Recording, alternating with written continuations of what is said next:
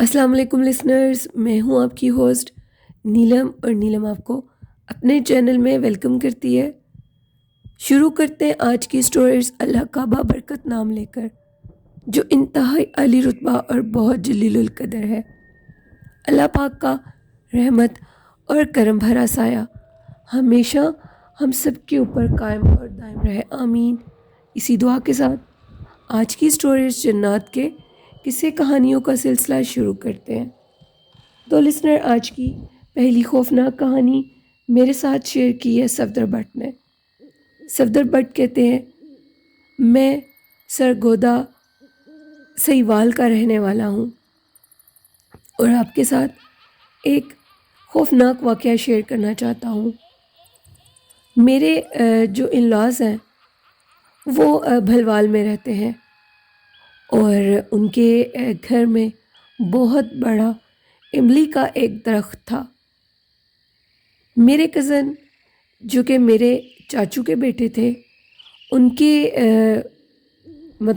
جو ان کا بیٹا تھا، جو کہ میرا ہی ایج فیلو تھا، انہوں نے اپنے بیٹے کی شادی کی، اور شادی کے بعد ان کے ہاں اللہ نے ایک بہت خوبصورت بیٹی ان کو دی، اور اس بیٹی کو لے کر اکثر ان کی مسز اس املی کے درخت کے نیچے بیٹھی رہتی تھی، اور پھر اس کے بعد رات کو سونے کے لیے روم میں چلے جاتے تھے۔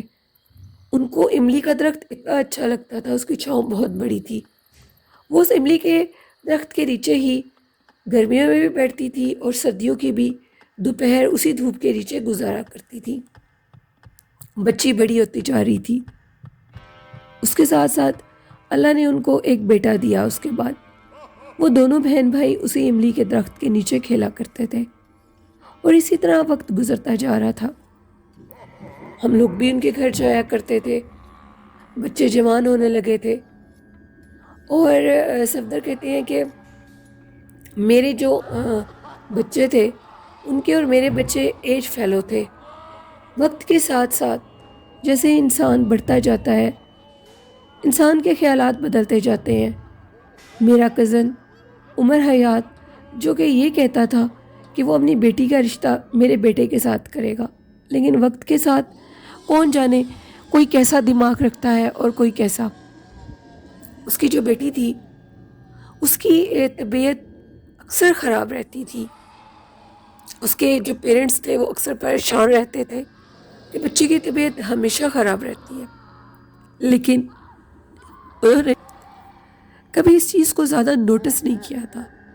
ایک دن ان کے ساتھ ایسے ہوا، وہ کیا دیکھتے ہیں کہ ان کی جو بیٹی ہے اسی املی کے درخت کے نیچے کھڑی کسی کے ساتھ باتیں کر رہی تھی، اور ٹائم رات کے 9 سے 10 بجے کا تھا۔ یوں معلوم ہوتا تھا جیسے اس کے پاس کوئی لڑکا کھڑا ہو۔ تو اس کے جب ابو نے یہ چیز دیکھی تو انہوں نے فوراً اپنی مسز کو بلایا کہ یہ آدھی رات کو کس لڑکے کے ساتھ باتیں کر رہی ہے۔ وہ اس کو کافی دیر کھڑے ہو کر دیکھتے رہے، اور وہ کافی دیر گفت و شناس میں مصروف تھی۔ تھوڑی دیر کے بعد وہ جیسی آتی ہے تو ہم نے یہ دیکھا کہ وہ لڑکا ادھر جاتا ہے، لیکن وہ لڑکا کہیں بھی نہیں گیا۔ ہم لوگوں نے آگے بڑھ کر اپنی بیٹی کو پکڑا، اور فوراً میرا وہ کزن عمر اس درخت کے پاس گیا۔ جب اس نے دیکھا تو ادھر کوئی بھی نہیں تھا۔ انہوں نے اپنی بیٹی کے منہ پر زور سے تھپڑ مارا اور پوچھا کہ کون تھا، وہ کدھر گیا ہے۔ وہ کچھ نہ بولی اور روتی ہوئی کمرے میں چلی گئی، اور اندر سے کمرے کا دروازہ بند کر لیا۔ ماں باپ تھے، پریشان ہو گئے، اور بار بار دروازے کو نوک کرنے لگے اور کہنے لگے، بیٹی دروازہ کھولو، ہم تمہیں کچھ بھی نہیں کہیں گے، اگر تم کہو گی تو ہم تمہاری شادی اس سے کرنے کو تیار ہے۔ اس بات پہ اس لڑکی نے جھٹ سے دروازہ کھول دیا، اور کھولنے کے بعد کہا کہ آپ سچ کہہ رہے ہیں نا، آپ میری اس سے شادی کر دیں گے؟ تو انہوں نے کہا ہاں، ہمیں سچ بتاؤ، وہ کون ہے؟ اس نے ہمیں بتایا، یعنی میرے کزن کو، کہ ایک لڑکا ہے جو کہ اسی درخت کے اوپر رہتا ہے۔ اس ٹائم میرے بھائی کی بیٹی کی ایج 18 سال ہے، اور وہ یہ کہتی تھی کہ اوپر سے، درخت کے اوپر سے ایک لڑکا آتا ہے جو کہ بہت خوبصورت ہے اور وہ اسی درخت کے اوپر رہتا ہے۔ وہ میرے سے دوستی کرنا چاہتا تھا۔ آہستہ آہستہ ہم دونوں ایک دوسرے سے باتیں کرنے لگے اور ہم اب ایک دوسرے سے پیار کرتے ہیں اور ایک دوسرے سے شادی کرنا چاہتے ہیں۔ میرے کزن نے کہا کہ یہ بات ہماری سمجھ سے باہر ہے کہ وہ اوپر رہتا ہے، کہاں پہ رہتا ہے، کہاں پر گھر ہے اس کا، درخت کے اوپر بھلا کوئی انسان رہ سکتا ہے؟ تو اس نے کہا ہاں ابو رہ سکتا ہے، وہ مجھے ہر ٹائم نظر آتا ہے، آپ اسے نہیں دیکھتے۔ جس پہ ہم نے کہا کہ وہ ہمیں کبھی بھی نظر نہیں آیا۔ وہ سارا معاملہ سمجھ چکے تھے، عقل رکھتے تھے، شعور رکھتے تھے۔ انہوں نے کہا کہ گھبرانے کی ضرورت نہیں ہے، ہم تمہاری اس سے شادی کرنے کو تیار ہیں۔ کل ہم مولوی صاحب کو لے کر آئیں گے اور اس کے بعد تم لوگوں کا نکاح پڑھوا دیں گے۔ لیکن وہ یہ نہیں جانتے تھے کہ ان کی بیٹی تو معصوم ہے، لیکن وہ جو چیز اس کے اوپر عاشق تھی، یعنی وہ شیطانی سایہ ایک جن کا تھا، وہ بہت چالاک تھا۔ اس نے اسی دن لڑکی کو یہ کہا کہ ابھی میں تم سے شادی نہیں کروں گا، ان کو منع کر دو، مولوی صاحب کو مت لے کر آئے، کچھ دن رک جائے۔ اس لڑکی نے کہا کہ کچھ دن رک جائے، ابھی وہ مجھ سے شادی نہیں کرنا چاہتا، جیسے ہی وہ مجھے شادی کا کہے گا تو میں آپ کو بتا دوں گی۔ انہوں نے کہا نہیں بیٹی، ہم تمہاری شادی جلدی کرنا چاہتے ہیں، کافی رشتے ہیں تمہارے، وہ لوگ ہمیں تنگ کر رہے ہیں۔ اب لڑکی کو کچھ سمجھ نہیں آ رہی تھی۔ اس نے اپنے طور پہ کہا کہ ٹھیک ہے، آپ مولوی صاحب کو بلا لے۔ وہ لوگ مولوی صاحب کو لے آئے۔ اب وہ مولوی صاحب آئے، مولوی صاحب کو انہوں نے سب کچھ بتا دیا تھا۔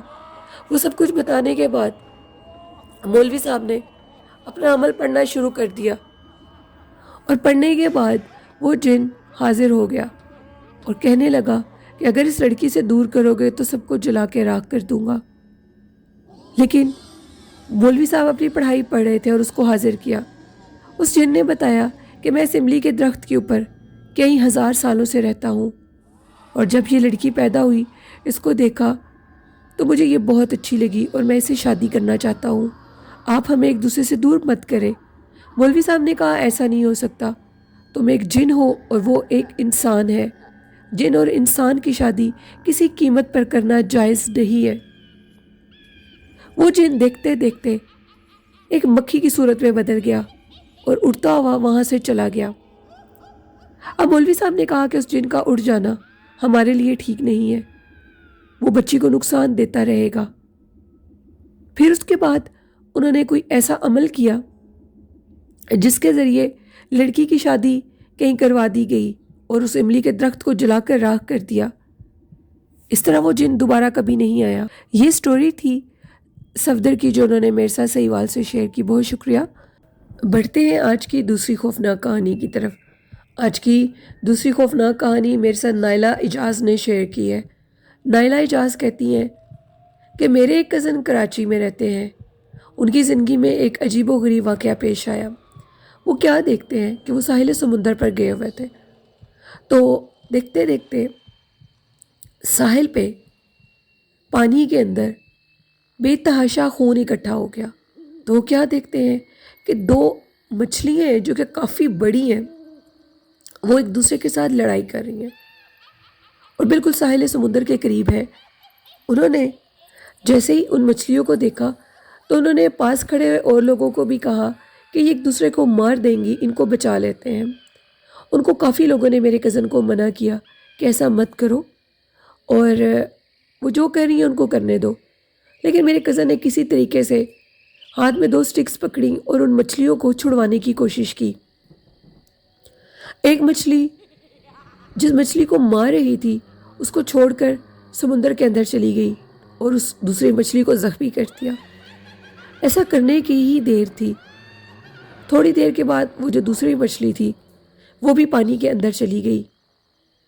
میرے کزن کے جسم کے اوپر وہ خون آلود پانی لگ گیا اور پھر اس کے بعد وہ اپنے گھر چلا گیا۔ گھر جا کر اس کی طبیعت بہت زیادہ خراب ہو گئی۔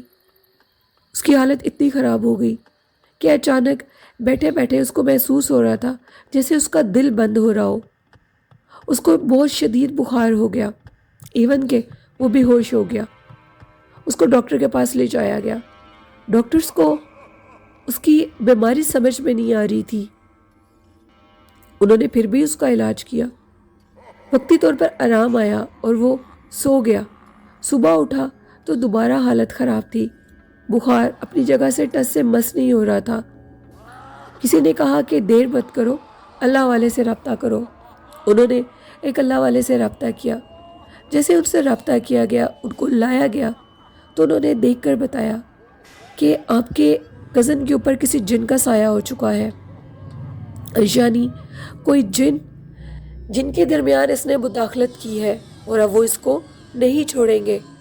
وہ جن اس اللہ والے کے پاس حاضر ہوا اور کہنے لگا کہ ہم لوگ کسی قبیلے کے سردار جن سے لڑائی کر رہے تھے، اس نے ہمیں روک کر بہت بڑی غلطی کی ہے اور اب ہم اسے زندہ نہیں چھوڑیں گے۔ خیر، اور وہ یہ چیز کہہ کر وہاں سے غائب ہو گئے۔ اور اللہ والوں نے اس کا علاج جاری رکھا۔ آج تک نائلہ کہتی ہے میرے کزن کی شادی نہیں ہوئی۔ وہ کہیں شادی کرنے کا سوچتا ہے، جو اس کے گھر والے کہیں اس کا رشتہ کرتے ہیں تو اس کو اتنا شدید بخار ہوتا ہے کہ وہ بے ہوش ہو جاتا ہے۔ کئی دفعہ اس کی آنکھوں سے نور ختم ہو جاتا ہے، کئی دفعہ اس کی زبان بند ہو جاتی ہے جب بھی وہ اس کی شادی کی کوشش کرتے ہیں۔ تھک ہار کر انہوں نے اس کی شادی کا خواب چھوڑ دیا، اور اب وہ کافی ایجڈ ہو چکے ہیں، وہ کافی بوڑھے ہیں۔ وہ اب بھی کہتے ہیں کہ مجھے عجیب و غریب مخلوقات نظر آتی ہیں، مجھے یوں لگتا ہے جیسے وہ میری جان لے لیں گے، وہ مجھے نہیں چھوڑیں گے۔ کبھی انہیں چلتے ہوئے کو دھکا دے دیتے ہیں۔ اس ایج میں ان کی کوئی نہ کوئی ہڈی فریکچر ہو جاتی ہے، کبھی بازو کی، کبھی ٹانگ کی۔ اب وہ چل نہیں سکتے، وہ چارپائی پر ہیں۔ ایک چھوٹی سی نیکی کرنی تھی انہوں نے، جو کہ ان کے لیے ٹھیک ثابت نہ ہوئی۔ اور نائلہ یہ میسج دیتی ہے کہ کبھی بھی کوئی جانور آپس میں لڑ رہے ہوں یا کوئی بھی چیز جیسے ڈاگ، کوئی کیٹ کسی چیز کو کھا رہا ہو تو اس کے منہ سے بد کوئی چیز کھینچے، جیسے وہ کسی پرندے کا شکار کر لیتے ہیں تو وہ کھا رہے ہو تو ان کے منہ سے اس چیز کو مت کھینچے، وہ ان کا رزق ہے۔ اور بعض دفعہ ہم لوگ یہ نہیں جانتے کہ وہ کیا مخلوق ہے اور کیا نہیں۔ میرے کزن نے بھی ان مچھلیوں کو چھڑوانے کی کوشش کی، لیکن وہ کوئی جنات تھے جنہوں نے اس کی زندگی ہمیشہ کے لیے خراب کر دی۔ یہ ایک چھوٹی سی سٹوری تھی نائلہ کی جو انہوں نے میرے ساتھ شیئر کی۔ بہت شکریہ نائلہ۔ تو لسنرز، یہ تھی آج کی کچھ خوفناک کہانیاں۔ آپ لوگوں کو کیسی لگی اپنا فیڈ بیک مجھے ضرور دیجیے گا، اور جنہوں نے ابھی تک اپنی خوفناک کہانی میرے ساتھ شیئر نہیں کی، ڈسکرپشن باکس میں آپ بھی اپنی سٹوریز کو شیئر کر سکتے ہیں۔ ڈسکرپشن باکس میں میرا ای میل آئی ڈی اور Facebook I D mention ہے، اور کمنٹ باکس میں بھی سٹوریز کو شیئر کر سکتے ہیں۔ اسی کے ساتھ اچھا میسیج دوں گی، والدین کی خدمت کریں، قدر کریں، اور اپنے بہن بھائیوں سے پیار کریں۔ یہ رشتے دوبارہ نہیں مل سکتے۔